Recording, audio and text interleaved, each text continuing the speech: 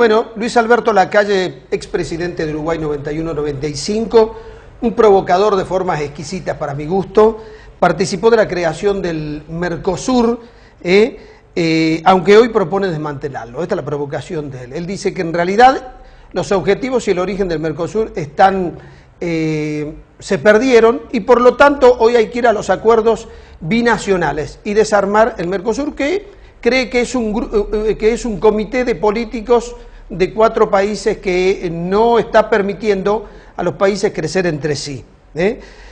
Un hecho interesante en la entrevista: se vio sorprendido que cuando llegó a Tucumán no encontró ningún signo de que en esta provincia se está por vivir el bicentenario, y resalta la singularidad de Alberdi y sostiene que en realidad Alberdi está muy poco reconocido en la provincia donde nació, en el país, y mucho más reconocido en otros países latinoamericanos, como por ejemplo en Uruguay, y él se declara un ferviente admirador del tucumano Alberdi.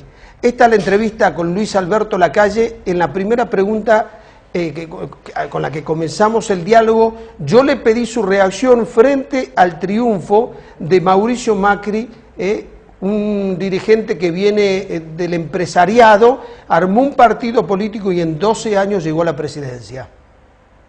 Sí, antes que nada decir que uno tiene que ser muy respetuoso de las elecciones de los vecinos, y porque nos gusta que sean respetuosos respecto de las nuestras. La situación de toda la vida de la historia del Río de la Plata es un país muy pequeño como es el mío, entre 2 países muy grandes.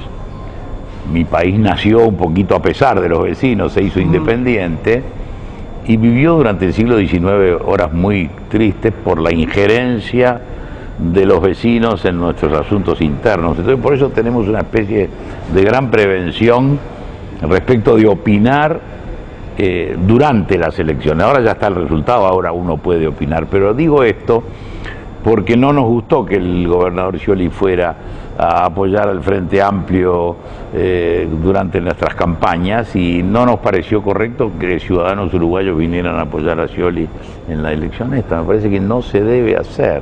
Distinto es que después que está dada vuelta la carta, uno mantenga una relación la mejor posible con el presidente argentino. Para nosotros el ideal no es fulano o mengano, es que sea un presidente con el que nos podamos llevar bien, porque somos vecinos. Nosotros entre Brasil y Argentina tenemos la mayor parte de nuestro comercio, tenemos las relaciones del vecindario, y entonces el ideal es llevarnos bien, porque siempre es negocio para todos. Esto ha sido una transformación, sin lugar a dudas, creo que muy prolija en tanto cuanto hubieron opciones muy claras, se debatió, se pudo comparar, y la gente ejerció su derecho a elegir, y hasta ahora ha sido un episodio que ha transcurrido normalmente. Le deseamos al próximo presidente entonces una Argentina próspera, justa, segura, porque entre otras cosas nos gusta que así sea, pero además porque nos conviene. Nosotros tenemos, desde el punto de vista de la relación personal, en mi partido, el Partido Nacional, relación con el gobernador Scioli, relación con el presidente electo Macri, así que esperemos que desde ese punto de vista las relaciones sean las de siempre, de buenos vecinos. Bien, pero tienen una mayor cercanía ideológicamente a lo que sería la posición de Macri. Yo diría que más que ideológicamente, una cercanía en cuanto a los fines del gobierno. Los fines del gobierno tienen que ser regular la sociedad, dar seguridad, dar justicia, en el concepto de estos países dar buena educación, dar buena salud, no interferir y dejar que la economía y que los trabajadores y los empresarios hagan lo suyo. En eso sí tenemos una coincidencia en cuanto a la función del Estado, que no es que el Estado desaparezca, sino que haga bien lo que tiene que hacer, que deje hacer a las fuerzas naturales de la sociedad del resto. En la política internacional seguramente vamos a tener coincidencias en cuanto a que hace falta en América del Sur volver a establecer un criterio democrático para algunas naciones como que Venezuela, que ha sido realmente tremendo lo que ha ocurrido en Venezuela. Creo que estamos todos de acuerdo en modificar sustancialmente el Mercosur, que está afinado, está muerto, se ha convertido en una asociación de carácter político y político en el sentido equivocado, porque ha pretendido asociar los regímenes de gobierno, cuando en los tratados los que se vinculan son los países. Y cuando cambian los regímenes, los tratados siguen. Acá es una especie de, se ha hecho un clubcito de gobiernos que se dicen de izquierda. Entonces creo que también en eso vamos a coincidir. Es importante que le aclaremos a la gente que lo está diciendo usted, que es uno de los creadores del Mercosur. Sí, uno de los padres. A ver, no lo dice porque no pudo participar, no, al contrario, lo dice con la autoridad de aquel que estuvo en la construcción del mercado. Usted sabe cómo nace el Mercosur. Nace el día que nos enteramos, yo hacía poco que era presidente, 3 meses, de que Argentina y Brasil iban a firmar un tratado de mercado común sin avisarnos. Y acuérdese del mapa, ¿no? Estamos ahí nosotros chiquitos y entonces tomamos la actitud que era la única que yo creo en ese momento, de ir a Brasilia, donde se estaba negociando, golpear la puerta, ingresar a la negociación. Después fuimos instrumentales de que entrara el Paraguay para que hubiera 2 pequeños con 2 grandes, buscar un cierto equilibrio, pero era siempre pensando en el comercio, en el libre tránsito de los bienes, de los servicios, de las personas, procurando que un mercado aumentado le sirviera a todo el mundo y especialmente al Uruguay, que es el más chiquito. Eso no prosperó y hoy le digo que el Mercosur en ese sentido es más una dificultad que una ayuda. ¿Esto usted lo está diciendo porque observa que en Latinoamérica es como que han brotado mucho los gobiernos populistas? No, yo no los meto en una bolsa ideológica, porque a mí, por ejemplo, cuando hicieron entrar a Venezuela, que le hicieron entrar medio por la ventana, fue medio desagradable, el tema de Paraguay, siempre el Paraguay le cobran en la historia del Río de la Plata, ¿no? A mí no me interesa si gobierna Maduro o gobierna, me interesan los negocios con Venezuela.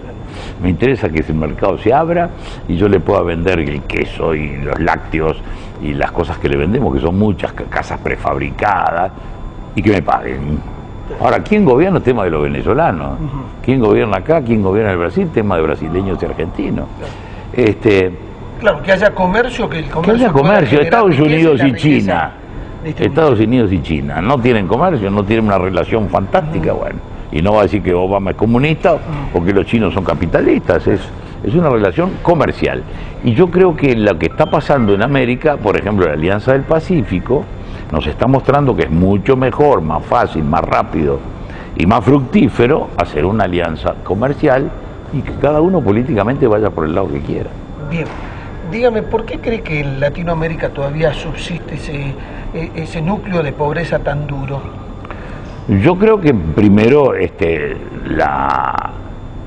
las formas económicas desde la colonia han sido tremendamente injustas respecto de la gente más modesta.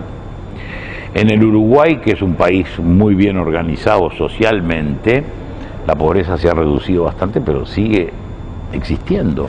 Y yo voy a decir algo, la pobreza no es un estado natural, la pobreza es una circunstancia y una coyuntura que hay que eliminar. No hay destino de ser pobre y quedarse pobre. Y a veces los mecanismos que se usan no se usan completos. Pongo ejemplo. El presidente Lula, en el Brasil, con la Bolsa Familia, exigía a cambio de la ayuda que la madre se atendiera, que el niño se demostrara que siendo bebito iba al hospital, le daban las vacunas, que siendo un poco mayor fuera a la escuela, a su vez siguiera yendo al médico. Es decir, le decíamos, mirá, te vamos a ayudar, pero vos ayudarte a ti mismo. Claro. Eso en el Brasil sirvió porque fue eficaz al principio, pero en mi país, y aquí puedo decirlo con toda soltura, se ha eliminado la contrapartida. Entonces usted, a la gente que está en ese corral de la pobreza, le da, pero no lo ayuda a salir, a saltar el alambrado. Y entonces ahí hay una permanencia de la pobreza como una dependencia, muchas veces política, con mala intención, es decir, a esa gente llevarla. Y eso me parece terrible. Yo creo que las políticas de antipobreza tienen que ser la mano que ayuda a salir. Se complementa con la educación y después con oportunidades de empleo. El empleo es la mejor obra social. El que tiene trabajo y llega a la casa y ganó el jornal honestamente, sea cargando bultos, sea como sabio atómico, esa es una persona libre, o por lo menos más libre. Bien, o sea, usted coincide con con la profusa bibliografía que hay sobre que la transferencia directa de recursos del Estado hacia los sectores populares sin contraprestación no está teniendo el resultado que uno espera. Es que no creo que sea la ayuda completa.